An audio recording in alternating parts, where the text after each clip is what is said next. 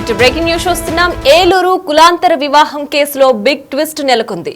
ప్రస్తుతం అమ్మాయిని అబ్బాయి తరపునకి అందించకుండా కూడా అబ్బాయి తరపున వాళ్ళకి తెలియకుండా అమ్మాయిని తిప్పుతున్నారంటూ కూడా మణికంఠ ఆరోపిస్తున్నాడు. అయితే ప్రస్తుతం ఈ కేసులో ఒక ఆడియో కాల్ లీక్ అయింది. ప్రస్తుతం సోషల్ మీడియాలో ఇది వైరల్ గా మారింది. అబ్బాయి తరపు పెద్ద మనిషితో అమ్మాయి తరపు బంధువులు మాట్లాడినట్లుగా కూడా ఆ ఆడియో చూస్తే తెలుస్తోంది. అయితే పోలీసులకు తెలిసే సంయుక్తను తీసుకెళ్లామంటూ అమ్మాయి తరపు బంధువులు మణికంఠ తరపు పెద్ద మనుషులతో మాట్లాడుతున్న ఆ ఆడియో ప్రస్తుతం సోషల్ మీడియాలో వైరల్ గా మారింది. అయితే ఈ మొత్తం కేసులో పోలీసులు కూడా కీలకంగా మారారు. పోలీసులకు తెలిసే కావాలనే ఈ కేసును పక్కదారి పట్టిస్తున్నట్లుగా కూడా తెలుస్తోంది.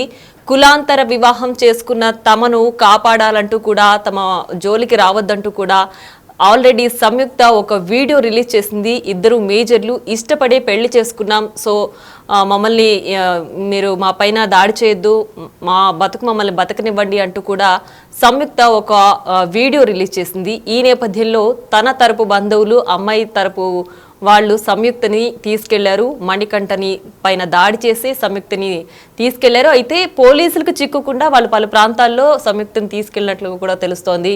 బట్ ఈ కేసులో పోలీసులు తెలిసే చూసి చూడట్లు వ్యవహరిస్తున్నారన్నట్లు కూడా మనకు ఆడియో వింటే అర్థమవుతోంది. దీనికి సంబంధించి మరింత సమాచారం అందించడానికి మా ప్రతినిధి ఏలూరు నుంచి సాగర్ ఫోన్ లైన్లో అందుబాటులో ఉన్నారు.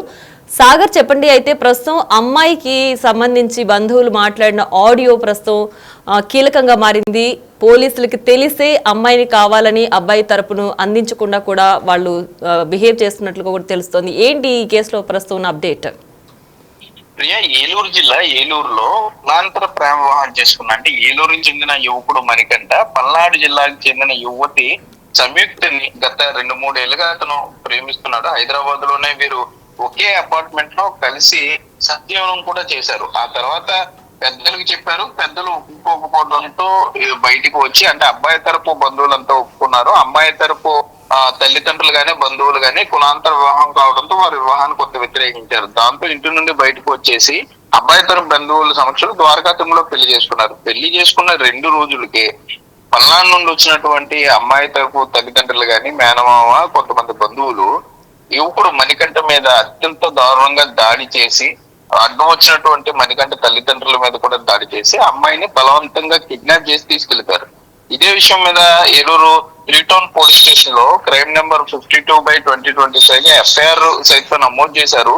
ఇది జరిగి 10 రోజులు కావస్తున్నా సంయుక్తని కనీసం పోలీసులు తీసుకురాలేకపోయారు. తీసుకురాకపోగా పోలీసులు తమ మీద రాజకీయ ఒత్తిళ్లు కూడా మణికంఠ బంధువులకు చెప్పడం ఇక్కడ కొంత గమనార్హంగా చెప్పుకోవచ్చు. ఎందుకంటే ఇద్దరు మేజర్లు, ఇద్దరు కూడా ఉద్యోగాలు చేసుకుంటున్నారు, హైదరాబాద్ లో కలిసి ఉన్నారు. అసలు ఆ అబ్బాయి గురించి మొత్తం వివరాలన్నీ తెలుసు. అటువంటిది ఇందులో పొలిటికల్ ఇంటర్ఫిరెన్స్ ఎక్కడ నుండి వచ్చింది, అసలు రాజకీయ ప్రమేయానికి అర్థమే ఉంది అంటూ కూడా మణికంఠ బంధువులు అయితే ప్రశ్నిస్తున్నారు. కానీ సంయుక్తని ఒకసారి తనతో మాట్లాడించారు. తను బాగానే ఉన్నాను అని చెప్పి సంయుక్త చెప్పినట్లుగా మణికంఠ అయితే చెప్తున్నాడు. ఈ రోజు తీసుకొస్తాం, రేపు తీసుకొస్తాం అంటూ గత 10 రోజులుగా వాయిదాలు వేసుకుంటూ కూడా సంయుక్త పెద్ద మనుషులు వస్తున్నారు. ఇటు మణికంఠ పెద్ద మనుషులు రైట్. అంటే ఈ కేసులో సంయుక్త తరపున సంబంధించి ఎవరైనా బంధువులు కావచ్చు, లేదంటే వాళ్ళ తల్లిదండ్రులు కావచ్చు, రాజకీయ పలుబడి ఉన్న వ్యక్తుల, అంటే వాళ్ళు ఆడియో కాల్లో వాళ్ళు చెప్తున్న మాటలు దమ్ముంటే అమ్మాయిని పట్టుకోండి, పోలీసులకి తెలిసే ఇదంతా జరుగుతుంది అని చెప్పడంలో అంత రాజకీయ పలుకుబడి ఈ కేసులో ఉపయోగించడానికి వాళ్ళ వెనక ఎవరైనా ఉన్నారు అన్న సంకేతాలు ఇస్తున్నారా వాళ్ళు? ఎందుకంటే 10 రోజులైనా కూడా ఏదన్నా చిన్న ఈ సంఘటన జరిగితేనే పోలీసులు వెంటనే అప్రమత్తం అవుతుంటారు, ఆ కేసుని ఛేదించడానికి ఎఫెక్ట్స్ పెడుతూ ఉంటారు. కానీ 10 రోజులు అయిపోతున్నా కూడా దాడి చేసిన వాళ్ళు ఎవరో తెలుసు, అమ్మాయిని తీసుకువెళ్ళింది ఎవరో తెలుసు, ఎక్కడికి తీసుకువెళ్లారో తెలుసు, అయినా కూడా అమ్మాయిని తీసుకురాకపోవడం ఇక్కడ కొత్త ప్రశ్నార్థకంగా మారింది. అంటే కులాంతర వివాహం చేసుకున్న వారిని పోలీసులు వ్యతిరేకిస్తున్నారా, లేకపోతే అమ్మాయి తరపు బంధువులకి మద్దతుగా కావాలనే వాయిదాలు వేసుకుంటూ వస్తున్నారా? కనీసం అమ్మాయిని పోలీస్ స్టేషన్ కి ఎందుకు తీసుకురాలేకపోతున్నారు? తీసుకొచ్చి తన భార్యను తనకు అప్పగించండి అంటూ దీనంగా వేడుకుంటున్న మణికంఠకు ఎందుకు అప్పచెప్పలేకపోతున్నారు అనేది ఇక్కడ అందరూ ప్రశ్నిస్తున్న విషయం. అంటే ఈ విషయాలన్నీ, ఈ ప్రశ్నలన్నీ చూస్తుంటే తప్పనిసరిగా పోలీసుల మీద రాజకీయ ఒత్తిళ్లు ఉన్నాయి, లేకపోతే పోలీసులు రాజకీయ నాయకులు ఒత్తిడి మేరకే పనిచేస్తున్నారు, వాయిదా వేస్తూ వస్తున్నారన్న అనుమానాలు కూడా ఇక్కడ వస్తున్నాయని చెప్పుకోవచ్చు. మరోపక్క 10 రోజులు కావస్తున్నా కూడా సంయుక్తని ఎలా ఉందో కూడా తెలియదు. కేవలం ఫోన్ లో మాత్రమే మాట్లాడించారు, తీసుకువస్తాము పెద్ద మనుషుల సమక్షంలో అప్పచెప్తామని చెప్తున్నారు. కానీ ఆల్రెడీ ఇక్కడ కేసు అయింది, లీగల్ గా మణికంఠ ఎఫ్ఐఆర్ చేశాడని చెప్పుకోవచ్చు. మరి ఎఫ్ఐఆర్ ప్రకారం పోలీసులు తీసుకురావాల్సి ఉంది. పోలీసులు తీసుకువచ్చి పెద్ద మనుషుల సమక్షంలో పోలీసులే మణికంఠకు అతని భార్యను అప్పచెప్పాల్సి ఉంటుంది. సాధారణంగా జరిగేది ఇదే. కానీ పర్టికులర్ గా ఈ కేసులో ఎందుకని పోలీసులు వాయిదాలు వేసుకుంటూ వస్తున్నారు, ఈ కేసు దాడి చేసిన వాళ్ళని కూడా ఎందుకు తీసుకురాలేదు అనేది ఇక్కడ మణికంఠ బంధువులు అడుగుతున్న ప్రశ్న. రైట్ సాగర్, అయితే ఈ కేసులో మణికంఠపై దాడి చేశారు ఒకటైతే, మరి ఇంకొకటి కులాంతర వివాహం చేసుకున్న తర్వాత, అంటే ఈ కులాంతర వివాహాల్లో పరువు హత్యలు మనం రోజు చూస్తూనే ఉన్నాం. మరి ఇప్పుడు సంయుక్త క్షేమంగా ఉందా లేదా అనే వివరాలు అసలు ఎవరికి తెలుస్తాయి? అమ్మాయి తరపు వాళ్ళు ఎవరైనా చెప్తున్నారా, లేదంటే పోలీసులకు ఆ వివరాలు ఏమైనా తెలిసే కామ్గా ఉంటున్నారా? అసలు ఏం జరుగుతోంది ఈ కేసులో? మణికంఠ కూడా ఇదే ప్రశ్న వేస్తున్నాడనే చెప్పుకోవచ్చు. 10 రోజులు అయిపోయింది సంయుక్తని తీసుకువెళ్ళేటప్పుడు కూడా తను బాత్రూమ్ లో ఉంటే బాత్రూమ్ తలుపులు బద్దలు కొట్టుకుని కనీసం సరైన వస్త్రాలు కూడా లేకుండా దారుణంగా లాక్కుని ఏడ్చుకుంటూ తీసుకెళ్లారు. అడ్డు వెళ్ళి తన మీద దాడి చేశారు. అంతా ఆవేశంలో వెళ్ళారు.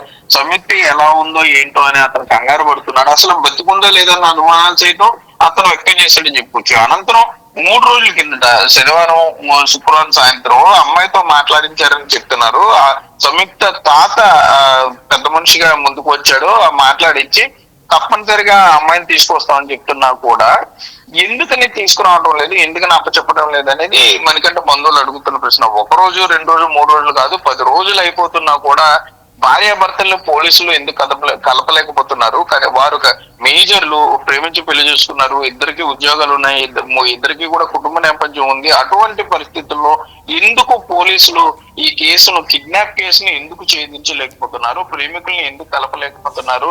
కనీసం దాడి చేసిన సుమారుగా 10-15 మంది దాడి చేయడానికి వస్తే దాడి చేసిన వాళ్ళలో ఒక్క వ్యక్తిని కూడా పోలీసులు ఈ కేసులో అరెస్ట్ చేయలేదంటే తప్పనిసరిగా అనుమానించాల్సిన విషయం ఉందంటూ కూడా మణికంఠ బంధువులు ఆరోపించే పరిస్థితులు అయితే ఇక్కడ ఉన్నాయి. Priya. Right Sagar, thanks for the updates.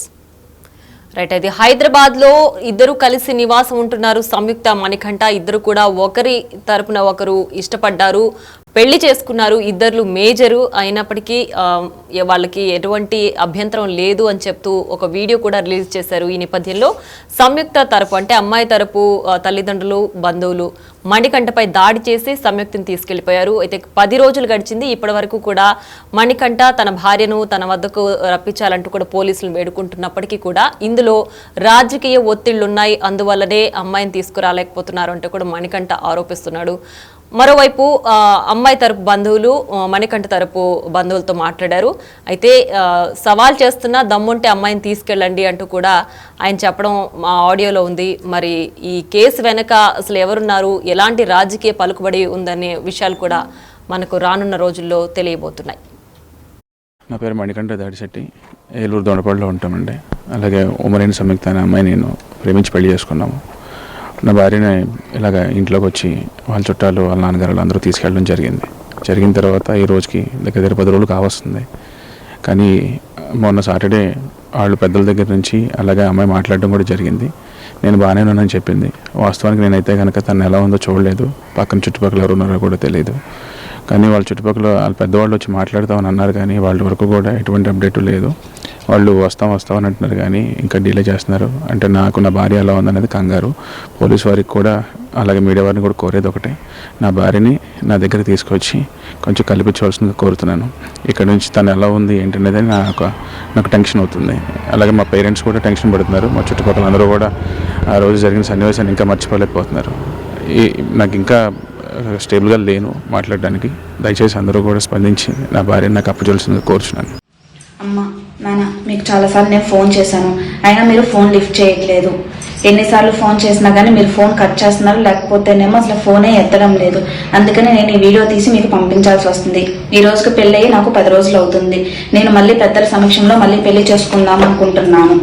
నేను మా భర్త మళ్ళీ పెళ్లి చేసుకుంటున్నాం పెద్దల సమక్షంలో. రేపు మార్చి 1వ తారీఖు మా ఇద్దరికి పెళ్లి. నా భర్త మీరు నా భర్త మీద లేనిపోని నిందలన్నీ వేస్తున్నారు.